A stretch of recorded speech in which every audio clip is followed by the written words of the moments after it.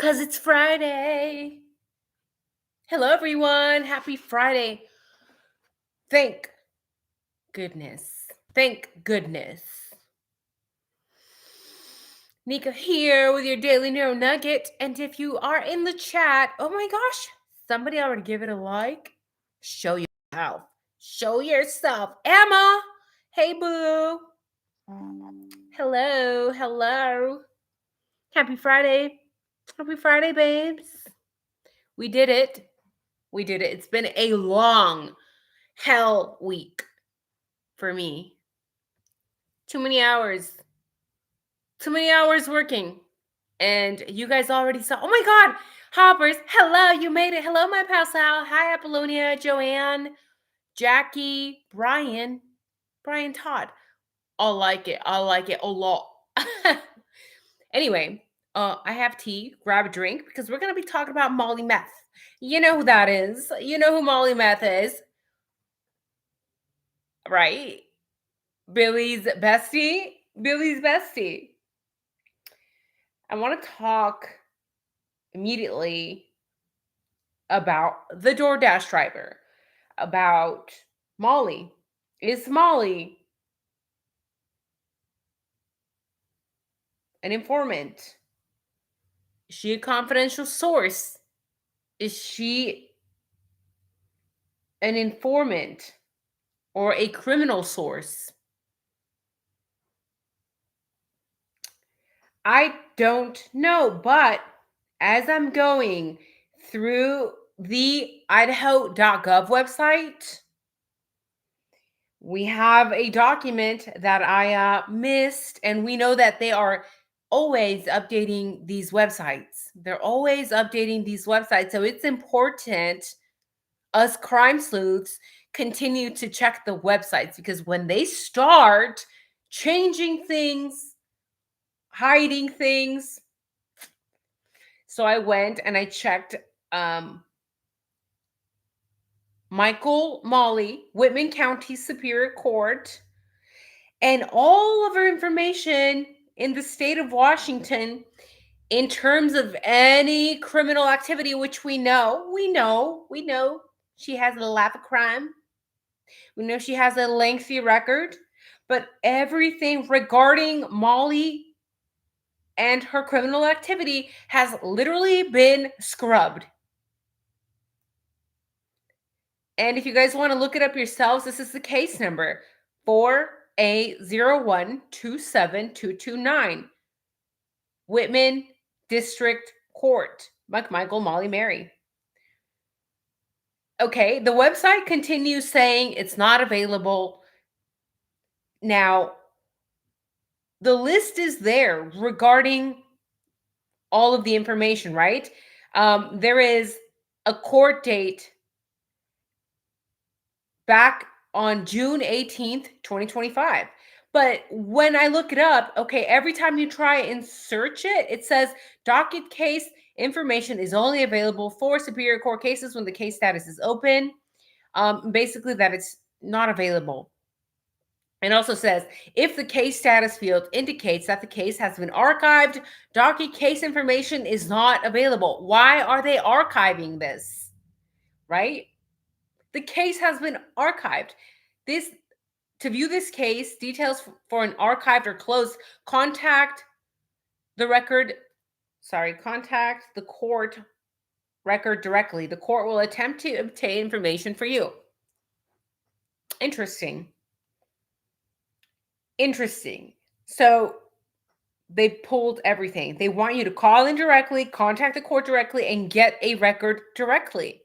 Why is she getting this special treatment? We do have to question this, that it's not available online anymore, because this is atypical, right?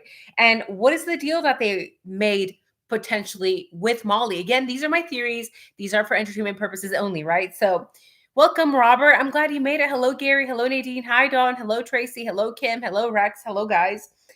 What is going on? What's the deal? When they start making exceptions like this, they only do this if you are a CI, a confidential informant, some sort of criminal source, or if you're working off of something, right? Why are they protecting Molly Meth? And again, I'm looking at the listing for the court date that is posted for June 18th, 2025 at 9 a.m. It says case type criminal.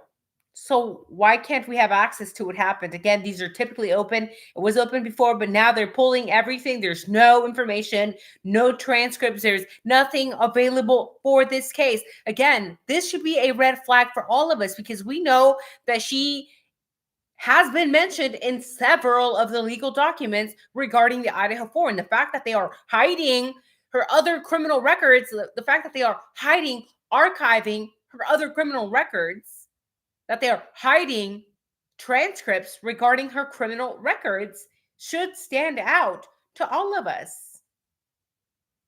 I have to wonder, is it possible that Molly was a CI? And is it possible that she's working off some of her charges? Because if so, then that would explain why emails that were exchanged between her and one of the parents of one of the victims are being hidden from us. Why are they being hidden from we the people? Why are they being hidden from the public? By guess who? The prosecutors, of course. The prosecutors. So at the end of the day, share your opinion with me. What never sat right with me regarding Molly McMath is that I don't think that she never actually saw Brian Koberger, right? Isn't it interesting that she had never mentioned anything about seeing Brian Koberger? Until when?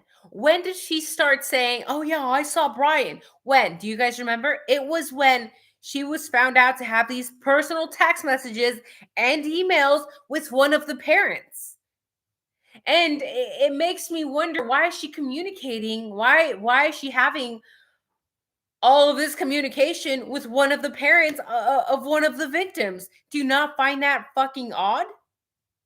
Isn't it odd that all of a sudden, after these personal text messages and emails with one of the parents, that she magically suddenly remembered seeing Brian Koberger? Isn't that strange? Isn't it strange, Rosie and Ricky and Kim being skeptical, and Tony and everybody else in the chat, that she's best friends with Bill Thompson? And if she's friends with Bill Thompson, does she know that Farley and Leonard, who knew and took photographs with the Moscow Police Department all the time, does she know them? Okay, if there is anything that us regular people have learned from the Idaho 4, if this case has taught us anything whatsoever, is that corruption is alive and well, right? Okay. We know that the only capacity that Molly Meth operates under is criminal, okay? In my opinion, my theory is that she is most definitely a CI, right? Why do I think this? Well, we cannot forget that in her original statements made to MPD, what did she say? She said she had seen a blondish, red-haired guy in a tan sedan. The tan sedan with the redhead. Who has red hair that we know of surrounding the Idaho 4? Huh. Who has red hair? Does Jack have red hair? Does one of the cops that was driving one of the patrol cars have reddish blondish hair? I don't know. I don't know, but she mentioned a redhead in a tan sedan. That, according to the legal documents, did not encounter suspect vehicle 1 into a key witness. To me, this is a classic, we need you to do this to get off that other charge. That's what it's looking like to me, right? And do I agree with what law enforcement does? We know that Molly Meth Michael, um, would technically be considered vulnerable, right? Because she's a user. From the sound of it, she might be an addict. She might be hooked. It looks in some of the foot. It looks to me in some of the footage that she's not fully there, or she's under the influence or something. And then she's talking about how her husband was unalived and all this. She's got a lot going on, right? She is vulnerable. By vulnerable means that, yeah, you're going to get fucked. You're about to get fucked by law enforcement if you don't do what they want you to do. And let's be honest, for once in our lives, let's be honest. It's very easy as somebody who's not an addict, probably all of us here, who are not users, to say, Molly should do the right thing. She should do the right thing. I totally agree with you. But when you are being possibly, well, not possibly, we'll say possibly blackmailed by law enforcement, again, do this or you go to prison for a very long time, then most people are probably going to do the wrong thing. They're probably going to lie and say, oh, yeah, it wasn't a redhead with a tan sedan. Pretend to ignore my original statement. It was actually a dark haired man in a white Elantra. That's a huge shift, right? Yes, he was, Tony. Yes, he was. Allegedly, her husband was unalive from trying to take rugs. Okay, that's what that life brings you, babes. Don't use, okay?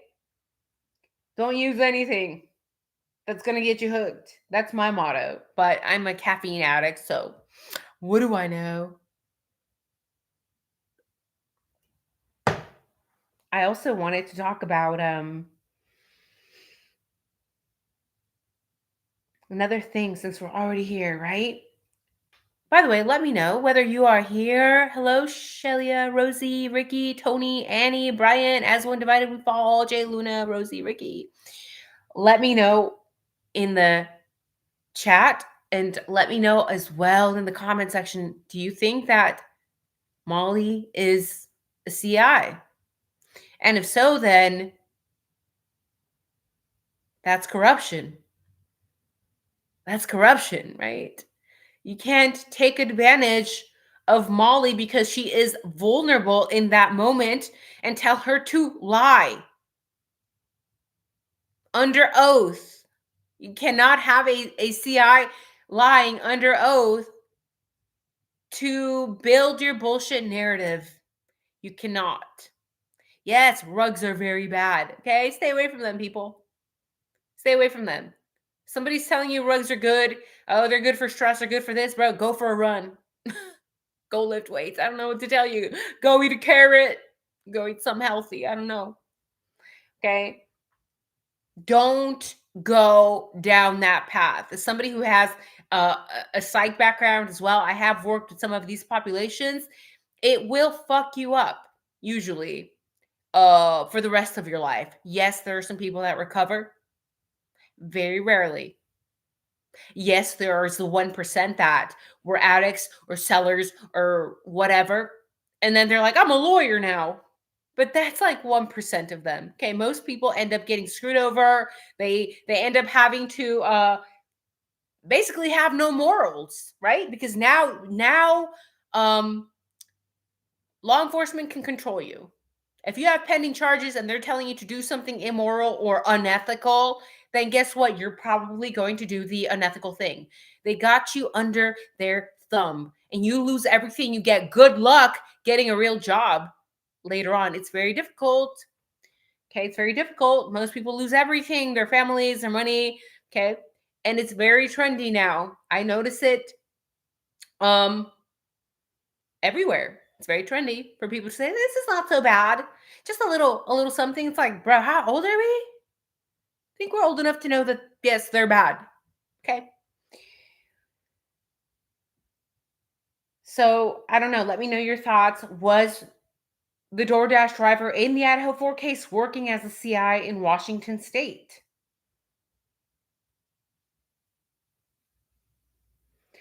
I also wanted to talk about something else, guys. Uh, about Judge Hippler, um, and about Bryans' laptop. What is it? An Acer? An Acer. Hello, Jules. Welcome.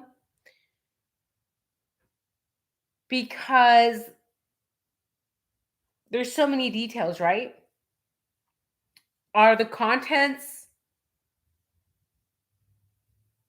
and information, all the chain of custody forms, and all those details, all those documents regarding Brian Koberger's cell phone and laptop, are they ever going to be released? We know we are at a time right now, 3 years later, when a lot of the documents are becoming unsealed. Slowly but surely, more documents are becoming unsealed. And I think it's just a matter of time until we get more details, because we know that his cell phone and his laptop was seized right during the raid at his parents' Pennsylvania home. And are they ever going to are they ever going to be released? Because prosecutors are still trying to fight it. 3 years later, we are a month away from this case being 3 years old, and the fact that prosecutors are still wanting to not release these documents, and they're saying if they end up being released, they want them heavily redacted. Why would you want to redact a document regarding Brian Kohlberger's laptop and cell phone if you supposedly know that this is a guy, and if he doesn't have anything, um if he has things on his laptop that are going to be exculpatory, is that possibly why they're still trying to redact documents regarding his laptop and cell phone? They still want redactions. They still want this information, and everybody involved in the extractions of the information. They want everybody in that chain of custody and everyone who handled the laptop, the phone, to be hidden. They want this to be a big ass secret. And what's very strange to me is that as I'm scrolling through some of these documents, is they filed this document trying to hide this exhibit after Brian actually took the plea deal. And they still want this sealed. Why do you want this sealed? This is after Brian already took a plea deal. We know that Dateline, Dateline of all people, had access, right? They had access to some information that they were not supposed to have been privy to. But why did they do that? You only want to release what you want to release so that you can build your BS narrative yet again. But when it comes to releasing the actual legal documents that we all want and need and should have access to, because again, it's we the people, we the citizens should have access to every legal document. That's how it normally goes, especially if they're saying that he committed the crime. Then release the documents regarding Brian Koberger's cell phone and laptop, right? Don't just release what you want to release to Dateline when it suits you, so the media can run with their BS stories and continue to paint Brian Koberger as this evil incel when we know there's no record of that. If anything, it sounds like he had a lot of women that were attracted to him. That's what it sounds like to me, right?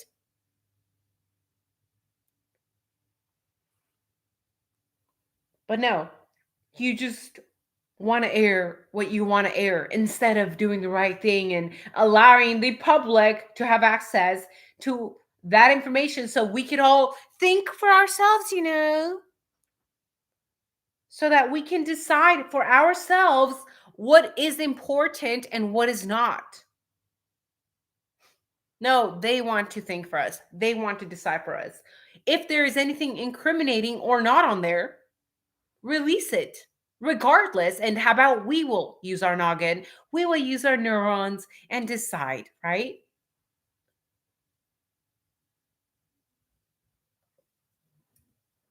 Hello, hello, Annie. Hello, J Luna. Hello, SARS.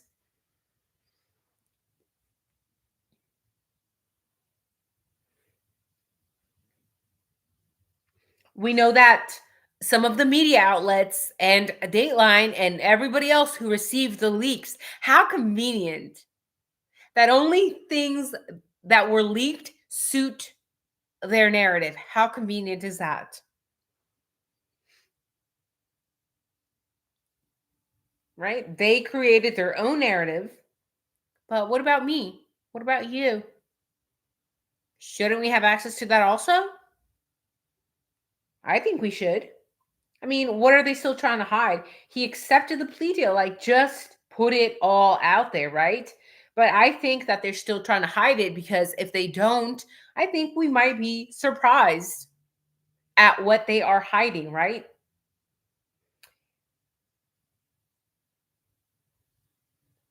In my personal opinion, all of the families have one thing in common. And again, this is my opinion. And that is that none of the families actually want to reveal the truth. That is not their goal.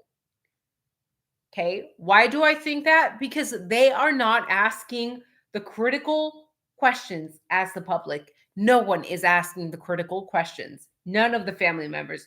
In my opinion, there's only one explanation for this, right?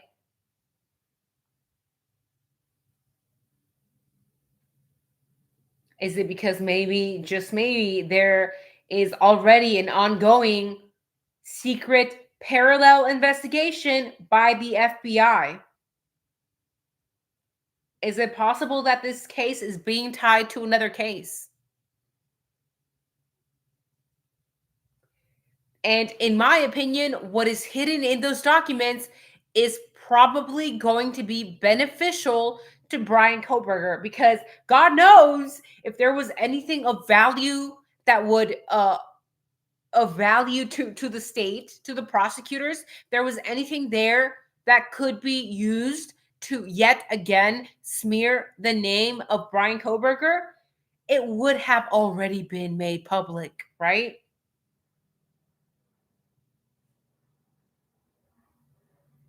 It's crazy.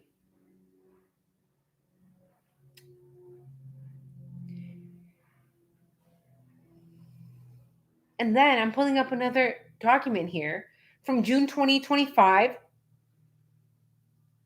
and it's the order granting the analysis of evidence, right?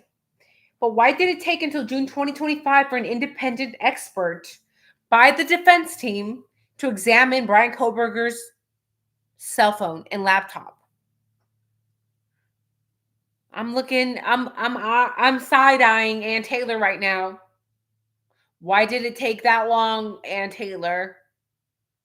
Because in my opinion, that's one of the first things that she should have done, especially because we know that she had already a long time ago requested the training records for the rest of the police department. I'm assuming that as a lawyer defending Brian Koberger, if you are requesting these documents on how the cops are trained, is probably because you have no faith in the police department. And if you didn't have faith in the police department, why are you waiting until June 2025 to have your own independent investigation of Brian Koberger's phone and laptop, right? Why are you waiting so damn long? Okay. In this document, we hear the defense team asking for this independent investigation. They're wanting their experts to go through Brian Koberger's Acer laptop and Brian Koberger's phone, which was a Samsung, right? And then on June 9th, we see that Judge Hippler places this order, which is then forcing the prosecutors to turn it over, finally turn it over to the defense team, right? But then just a little bit later, a couple weeks later, at the end of June 30th, Brian Koberger is magically forced into the plea deal just a couple weeks after. So we have to ask the question, what happened to the result of this independent investigation? Why has nobody mentioned this independent investigation? Why has nobody brought up, hey, where are the results that were supposed to have been done by this independent investigator regarding Brian Koberger's laptop and cell phone? Nobody that I know of has asked those questions. When are they going to be made public? Where are these results? And I'm just thinking it's a probably just a matter of time before we have access to these results, right? Because again, we are 3 years in and slowly these documents are being unsealed. So usually it's one or two documents at a time and they're going backwards. So the information should be available to us very soon, right? Um, and this is something that we need to keep our eyes open for because we all want to know what is actually on that laptop, what is actually on Brian Koberger's cell phone. It's okay, Suds. I forgive you. Welcome, welcome. And I just every time I get on here after a long hard day of work and I am skimming these old documents yet again, I'm like, I swear, man, I'm like, I cease to be surprised by Idaho anymore, right? And we know that one of the reasons that maybe possibly it took Anne so long to get this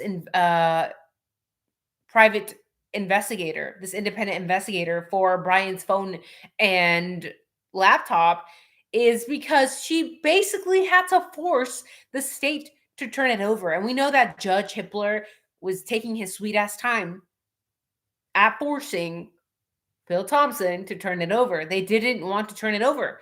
They finally did in June, and then he's forced into a plea deal. It's very irritating that she had to return this court order over and over and over and over again to force them to turn over evidence. Evidence. It's ridiculous, right?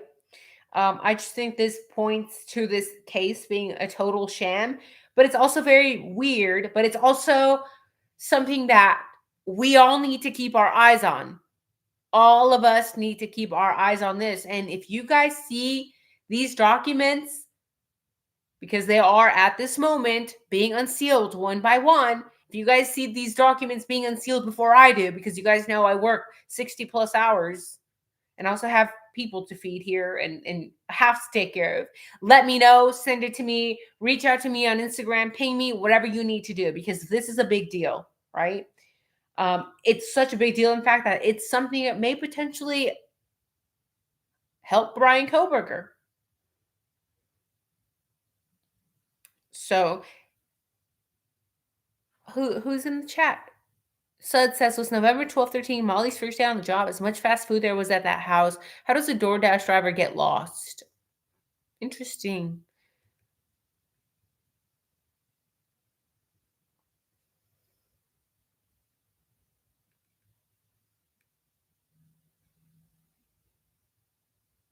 Jay Luna says, I think Steve is a bit stupid sometimes. They've mugged him off royally. Does he not realize it? I would hope he realizes that the state basically used him, right? They dragged him along. Very unfortunate for the families because, again, they were also in a vulnerable situation. If your daughters just got unalived, shanked to death, right? Like, you're going to be vulnerable. And if somebody's telling you what you want to hear in that moment, most people are going to be vulnerable. So it's very unfortunate for the families, right? But Jewel says, and why is Steve G so silent all of a sudden before you can get him to shut up for anything for nothing? And now she says quiet as a church mouse. Right, Ricky? I covered that, Ricky, right? What Ethan's mom mentioned about Ethan's body still being at 11:22 the following day, which is that tells us everything we need to know. And somebody tried to cover her comment by saying, "Well, maybe she meant that his spiritual body." Get the fuck out of here. No, I don't think that's what she meant whatsoever. People always trying to twist like basic shit. I don't think that's what she meant. I think she meant she went over there to 1122 King Road, walked on over there, and Ethan had still not been pulled out of that house. Which means what? A weird ass, botched ass investigation because bodies should not be left at a crime scene for that long. Why? Because they start decomposing, and good luck building an actual narrative now, right? It's insane. It's insane. But thank you guys for joining me in today's live. Happy Friday. I hope you guys have a safe and wonderful weekend. Let me know if you enjoyed this video. And let me know if you think that Molly is a potential CI. Please leave a 1 in the comment section. If you think that she's just a door dasher and she contradicted herself, right? Seeing a redhead and a tan sedan, but then it was a dark-haired man in a white Elantra. If you think she just did that, she just made a silly mistake, leave it too. So thank you guys for voting. Thank you guys for joining me in the live. Have a safe weekend. Don't do rugs, kids. Don't do rugs. They're bad for you. Okay? Look what happened to Molly Math, okay? Y'all learn your lesson for the weekend, okay? Bye, guys. Stay safe. Have a good weekend.